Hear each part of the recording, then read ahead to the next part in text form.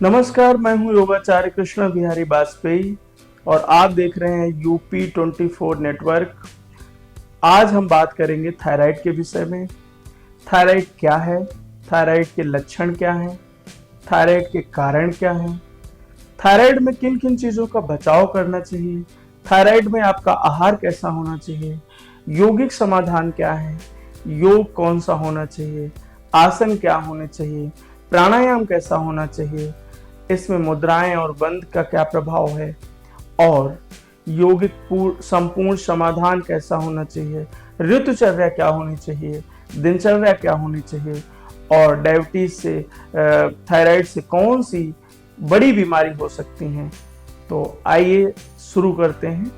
सर्वप्रथम थायराइड, दो प्रकार की थायराइड होती है। एक होती है हाइपोथायराइड। हाइपोथायराइड में क्या होता है कि आपकी जो ग्रंथि है वो हार्मोन्स को कम प्रोड्यूस कर पाती है, जिस कारण आपका वजन बढ़ने लगता है। इसके लक्षणों में अगर हम बात करें तो वजन बढ़ने के साथ साथ आपके बाल झड़ने लगते हैं, आपकी त्वचा शुष्क होने लगती है, इस तरह की घबराहट आपको होने लगती है। इस तरह की आपके सिम्टम्स आए तो आप डॉक्टर से चेक करा के यह सुनिश्चित करें कि आपको थायराइड हाइपो है। इसके बाद दूसरे नंबर की जो थायराइड है वो हाइपरथायराइड है।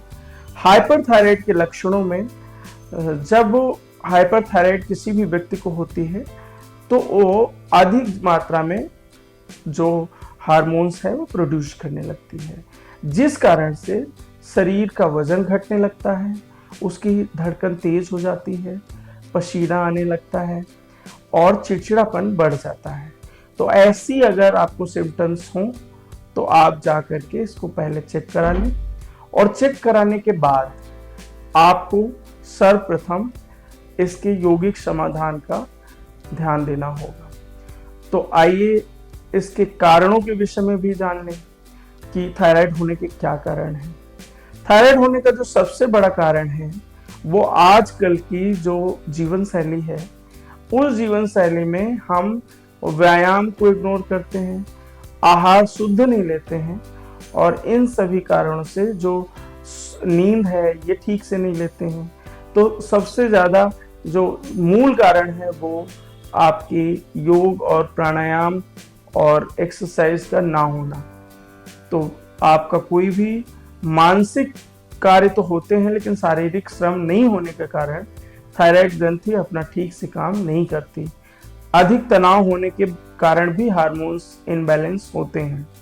तो ये कारण हो सकते हैं थायराइड होने के। अब इसके यौगिक समाधान में हमें क्या करना चाहिए, तो आइए सर्वप्रथम हम जानते हैं इसमें किस प्रकार के आसन होने चाहिए।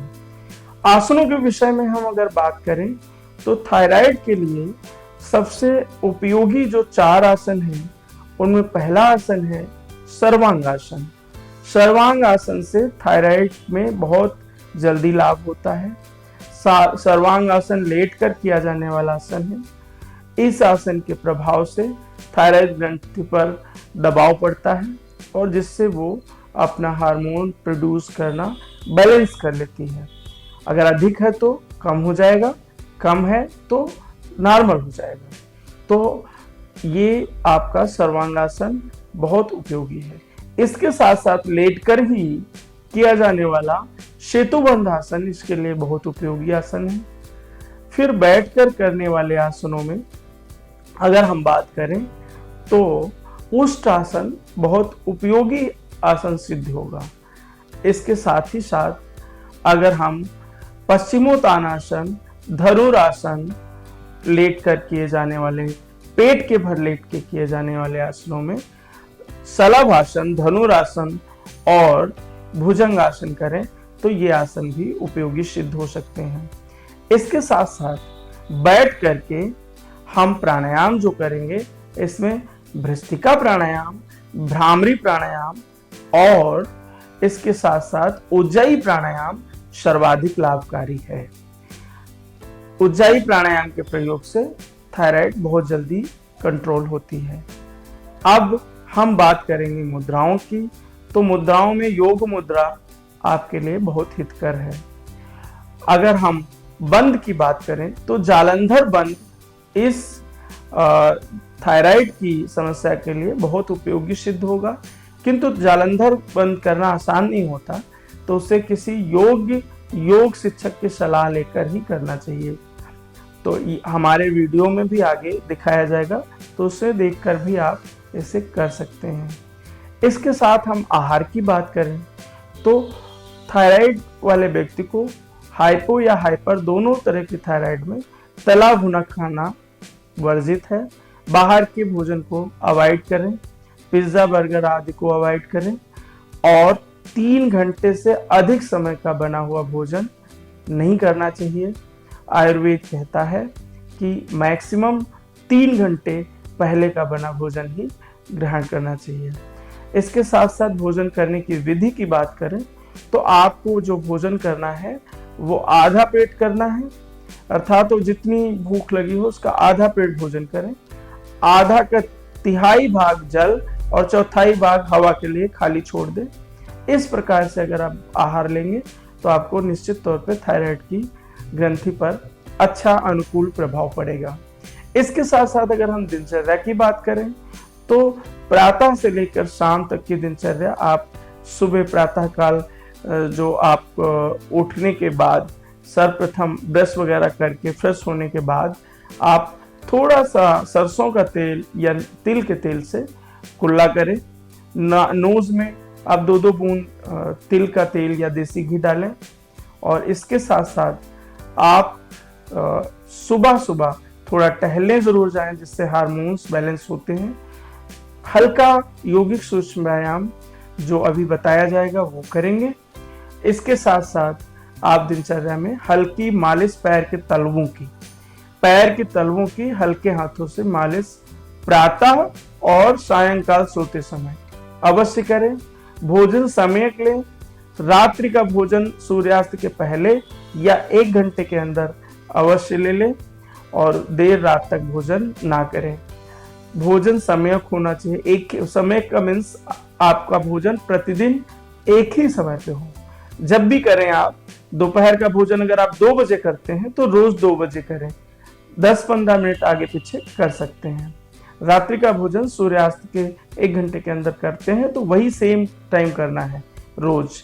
तो ये हो गया आहार। ऋतुचर्या की बात अगर करें तो ऋतु के अनुसार भोजन सीजनल, ट्रेडिशनल और आपका रीजनल RST, तो रीजनल, सीजनल और ट्रेडिशनल भोजन होता है। तो आप सीजनल भोजन करें। इसमें सीजनल भोजन क्या है? जो आपके सीजन के अनुसार सब्जियां आती हैं, उन सब्जियों का आहार में प्रयोग करना चाहिए। जैसे वर्षा ऋतु चल रही है तो वर्षा ऋतु में आपको साग आदि नहीं खाने हैं, लेकिन लौकी, तरोई, परवल का प्रयोग करना चाहिए। ये बहुत हितकारी भोजन है। दोपहर में छाछ का प्रयोग अवश्य करना चाहिए। और एक उपाय मैं बता रहा हूँ थायराइड के लिए, वो भी बहुत उपयोगी है। धनिया जो खड़ी होती है उसको 1 चम्मच धनिया को 1 गिलास पानी में भिगो के, साफ पानी में भिगो के रात में रख दें और सुबह उसको छान के पी लें। इससे भी थायराइड में बहुत आराम होगा। थायराइड 4 अगर है तो ठीक है। तो इस तरह से आप देखेंगे कि किस तरह से यौगिक समाधान से हम थायराइड को ठीक कर सकते हैं। हाइपर हो या आपकी हाइपो हो, दोनों तरह के थायराइड को ठीक करने के लिए यौगिक समाधान बहुत उपयोगी, कारगर और शास्त्रगत हैं। बहुत बहुत धन्यवाद दर्शकों को। आप इसका लाभ उठाएं। आगे जो भी हमने उपाय बताए हैं उन सभी उपाय, उस सभी आसन, प्राणायाम, मुद्रा बंद को हम इस वीडियो में शामिल कर रहे हैं। तो आगे आप उसके अनुसार योगाभ्यास कर सकते हैं। बहुत बहुत धन्यवाद, आभार। थायराइड के लिए कौन से आसन, कौन से प्राणायाम करने हैं तो आपको दिखा रहे हैं राजेंद्र युवाकर जी। और सर्वप्रथम इसमें करेंगे उष्ट्रासन। उष्ट्रासन करने के लिए सबसे पहले वज्रासन में बैठना है, फिर घुटने तक खड़े होके बायां या दायां कोई भी हाथ पीछे ले जाना है, एड़ी को पकड़ लेना है। सांस लेते हुए सर को आकाश की ओर ले जाना है और आकाश की ओर देखते हुए कमर को आगे की तरफ पुश करके इस स्थिति में समय अनुसार होल्ड करेंगे, जितना रोक सकते हैं। ये अंतिम स्थिति है आसन की। और उसके बाद पुनः वापस आ जाएंगे। अब हम करेंगे थायराइड के लिए लेट करके सर्वांगासन, जो बहुत उपयोगी है दोनों तरह की थायराइड में। सबसे पहले सीधे लेट जाएंगे और उसके बाद हम सर्वांग आसन की पोजीशन में आएंगे। धीरे धीरे कमर को ऊपर उठाएंगे और अपने पैरों के अंगूठे पर दृष्टि रखते हुए शरीर को रिलैक्स रखेंगे। कोई तनाव नहीं होना चाहिए और आपकी दृष्टि हमेशा पैर के अंगूठे पर रहे। इस स्थिति में रहने से आपकी थायराइड ग्रंथि पे प्रभाव पड़ता है। अनुकूल प्रभाव पड़ने से धीरे धीरे हार्मोन का स्राव बैलेंस हो जाता है, जिससे थायराइड में बहुत अधिक लाभ होता है। ये उन विद्यार्थियों के लिए भी बहुत उपयोगी है जिनकी याददाश्त ठीक नहीं रहती, जिनकी मानसिक समस्याएं हैं, उनके लिए भी ये आसन बहुत अनुकूल है। किंतु यहाँ पे हम थायराइड की बात कर रहे हैं, थायराइड के लिए बहुत अच्छा आसन। इसी में हलासन करेंगे। हलासन भी बहुत उपयोगी है थायराइड के लिए इस अंतिम स्थिति में। और इसमें कर्णपीड़ आसन करेंगे, जिसमें घुटने को कान तक लगा देंगे। तो ये तीनों आसन लेट करके करने से आपको थायराइड में बहुत लाभ होगा। इसको 1 से 3 बार कर सकते हैं। पुनः आप सामान्य स्थिति में जाएंगे और आपकी होल्ड करने की स्थिति में 1 से 2 मिनट तक रख सकते हैं। फिर विश्राम करके 10 सेकेंड रिलैक्स हो जाएंगे और रिलैक्स होने के बाद अगले आसन की ओर बढ़ेंगे। सेतुबंध आसन करेंगे। सेतुबंध आसन करने के लिए पुनः लेट जाएं और लेट करके दोनों पैरों को मोड़ लें।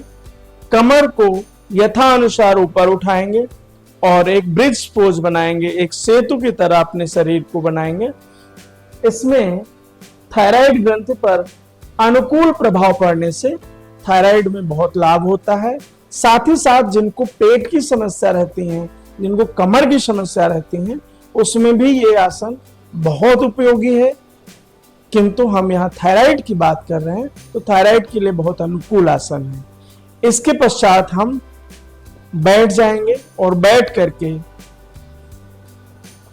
सीधे सीधे प्राणायाम की तरफ बढ़ेंगे। और प्राणायाम करने के लिए आपको इसमें उज्जयी प्राणायाम करना है। गले में संकुचित करके एक जो आवाज होती है गले से निकालते हुए सांस को लेना और छोड़ना है। इस तरह करने से गले की मांसपेशियां आंतरिक मसाज होती है और मसाज होने के कारण आपकी जो थायराइड ग्रंथि है, पैराथायराइड ग्रंथि है, उन पे अनुकूल प्रभाव पड़ता है। तो इस प्रकार से उज्जयी प्राणायाम करने के बाद हम बंद की ओर चलेंगे और इसमें जालंधर बंद सर्वथा अनुकूल है। जालंधर बंद करने के लिए सांस को ले करके चिन डाउन करेंगे और चिन को, कंठकूप को इस तरह से विशुद्ध चक्र तक ले जाते हैं और इसी स्थिति में रहेंगे। समयानुसार जब तक आप सावधानी पूर्वक कर सके फिर रिलैक्स हो जाएंगे और इस तरह से फिर ओम चैटिंग करेंगे। ओम को 3 बार बोलना होता है। स्वर आपका मधुर हो, रिलैक्स हो करके इस प्रकार से ओम का जो 5 अक्षर हैं इसके अंदर समाये हुए, अकार, लकार और आ, उ, मा, इन सभी को इस तरह से आ से प्रारंभ करके ऊ पे ले जाना है और ऊ से प्रारंभ करके समाप्ति की ओर मां भी बोलना है। तो आपको स्पष्ट तीनों अक्षर स्पष्ट हो जाए। और जब लंबे समय तक करते हैं तो सिर्फ ओम ही सुनाई देता है, ये इनके भेद को समाप्त कर देना होता है।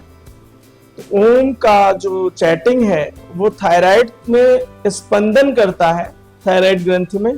साथ ही साथ शरीर की सभी मांसपेशियों में एक वाइब्रेशन, एक स्पंदन होता है और जिस कारण से आपके मन पे बहुत अनुकूल प्रभाव पड़ता है।